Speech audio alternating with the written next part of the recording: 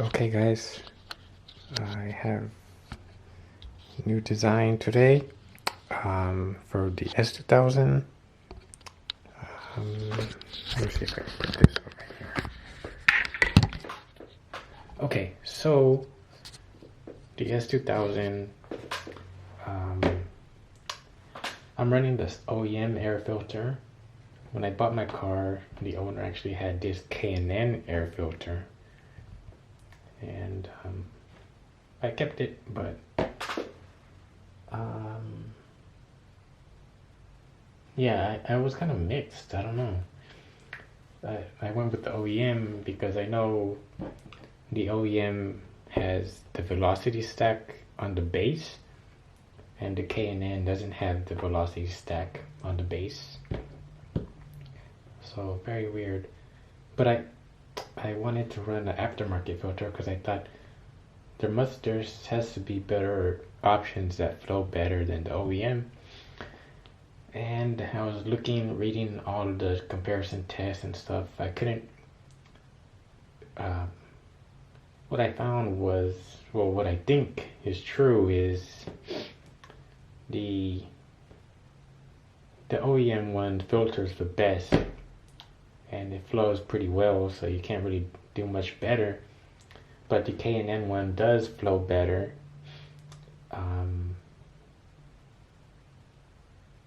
But it doesn't have the velocity stack, so how much better does it really flow?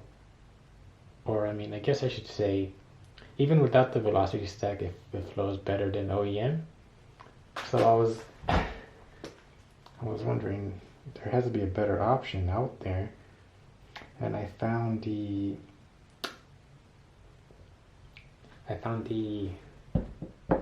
make like dry flow air filters that have the velocity stack that you can mod into the s2000. But from what I read, the dry flow filters, they don't really flow that much better than stock. So just go back to the K&N.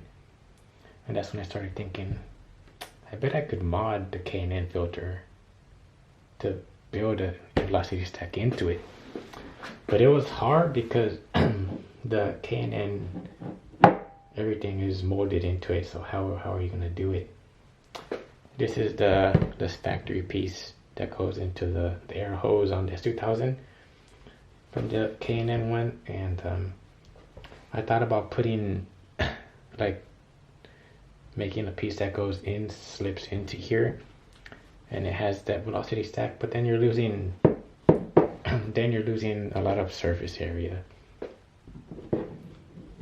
So instead, I just went ahead and cut out this whole thing, and I made one that I'm going to bond onto the K&N filter.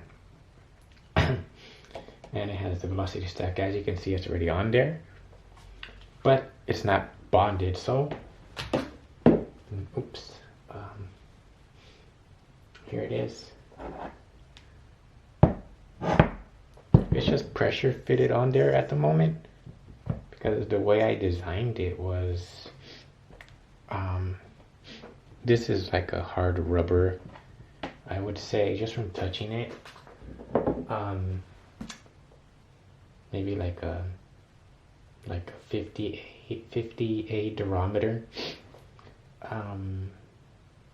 And I'm gonna come back to that because the 50A durometer, I think, is what window weld is. So what I'm going to use to bond this plastic piece to the filter is going to be window weld. I think it's going to be a very strong bond. And but yeah, look, I cut it out. I didn't really do a good job. I think I could have done better having like a clean cut, but I wasn't actually too sold on actually going through with this when I was doing it. But now that I've gotten this far, if I would have started again, I would definitely be more careful in making like a really clean cut, clean circle. But But what I did was I cut this and then I modeled the velocity stack, but I modeled it a little bit bigger so that it would be a tight fit. I was thinking, well, since this is like a rubber, if this is bigger, it will squeeze in and the rubber will kind of squeeze in and close any gaps, you know, which it sort of did, but not really. You can, I don't know if you can see, but there's some gaps there where you can see light through. But the window weld obviously is gonna fill in all of that. And yeah, the cool thing about this one is it has the velocity stack in there now, right? And this is the OEM piece, but it's like a rubber. And the inner diameter is 78 millimeters on this one. And the wall is quite thick, it's 4 millimeters thick. So on the aftermarket one, I was able to increase that to 80 millimeters. So now we have a larger inner diameter and velocity stack. So we're going to be getting so much more flow. Let me take it off.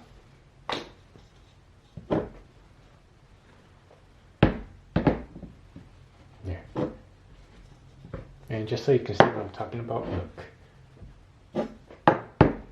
Here's the OEM piece, here's the hole of the K&N. And it's, this one like really just slips in there. But the aftermarket one, you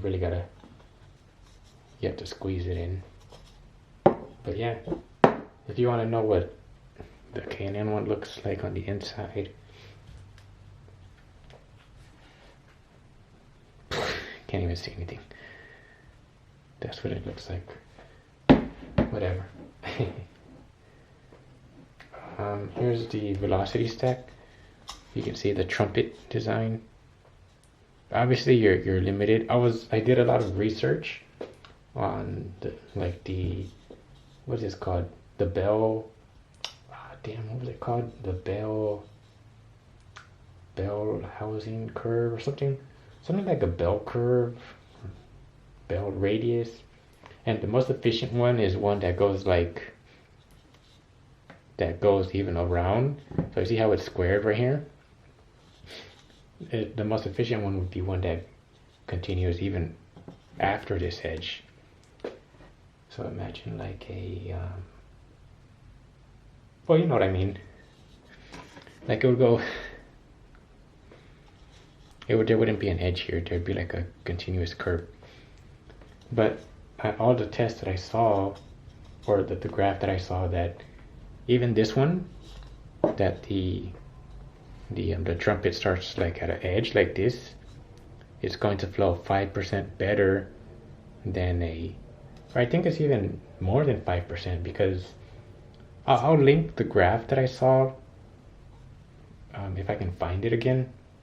But it said that if it's like this one with nothing, no trumpet or anything, like the original, like what was on there, that said there was like a negative 2% inflow compared to this one where it was plus 5% flow.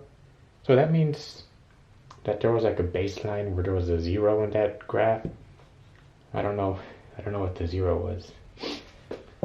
But yeah, that means over the original piece we're going to be getting 7% more flow. Possibly more because my inner diameter is greater too. I wonder if you can see the inner diameter. Yeah, you're not going to be able to see it. You just have to trust me. But yeah, this one I already sanded, because you see the seam, in the 3D print. So I already sanded it. It's nice and smooth. It's not super smooth, but I mean I got rid of all the the stringy stuff and all that. Like for example, on the inside you kind of had this stuff going on right there. that stuff, and now it's like smooth.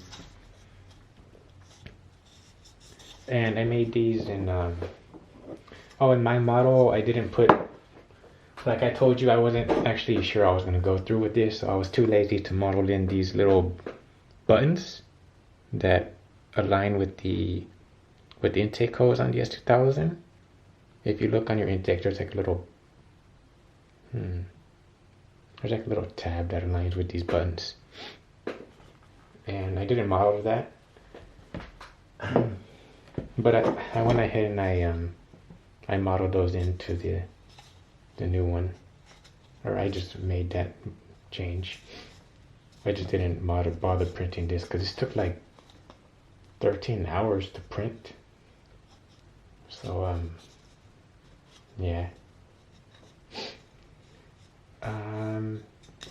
Anyways, I made this out of PLA. I have ABS and PETG. The reason I chose PLA was because it doesn't get that hot in the intake box. I've measured the temperatures in there before, and it's pretty safe that it's not going to melt or anything. So more important than that was the resistance to oils, because the K&N filter is an oiled filter, and I know for sure that ABS doesn't do well with oils. It degrades. I don't know about PETG, but I think it's, I'm not sure. I just went with PLA for this.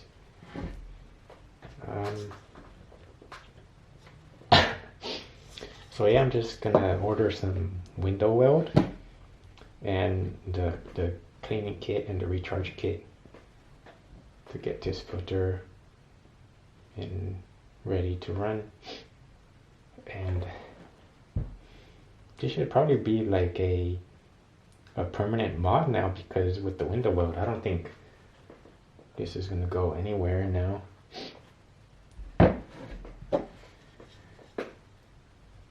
There's the radius. I think this is gonna be like a worthwhile mod, because for my S2000, especially because I live in California, you can't even, like, if you put like a sticker on your car, you're gonna get pulled over for an illegal mod. So I want to keep it like OEM and stuff. And this is kind of cool because it's very discreet and you're not even gonna know. Like my aftermarket pulleys where I spray painted them black and you can't tell they look OEM. This is kind of fall in that category where there's like a mod there but you can't see it.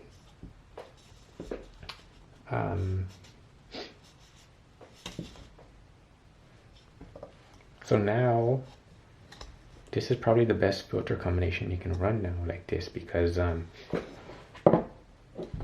have the OEM filter, you have the dry flow filters.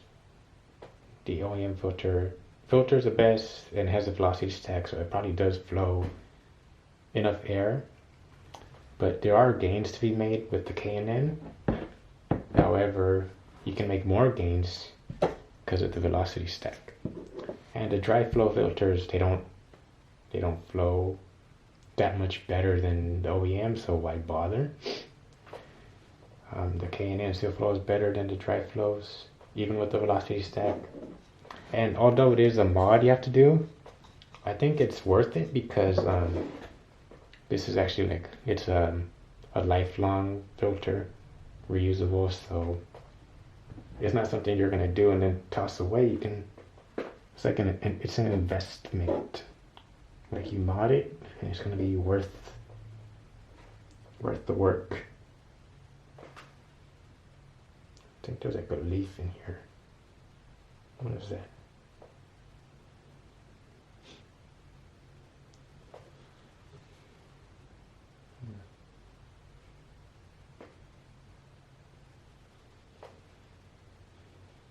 Anyways, yeah, I was what the hell? I was away for a long time and my eBay account got suspended. So all of my stuff, if you want to buy it, You're gonna have to find me on Instagram and message me on Instagram. But yeah, I'm setting these with the caveat that you do have to sand these because it's kind of rough. Not super rough, but basically on the inside it looks like what it is on the outside, you know. So it's not terrible, but you have to sand it to get rid of all that stuff on the inside. The seam, basically. And then I bet you could primer it with filler primer and then sand the filler primer and then spray paint it again to get like a really nice finish, you know. This is actually big enough or small enough that I could print it on my resin printer. That would be so... Oh, but you know what? I don't like resin because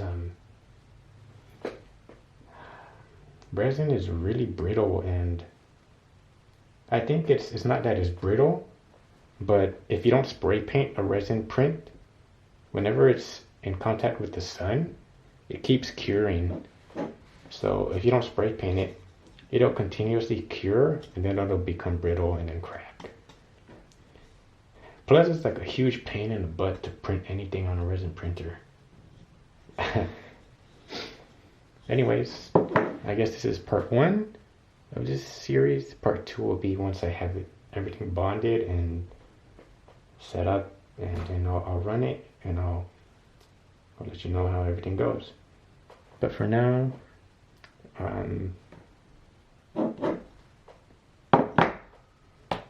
we're moving ahead. Anyways, that's it. Thank you. I turn this off.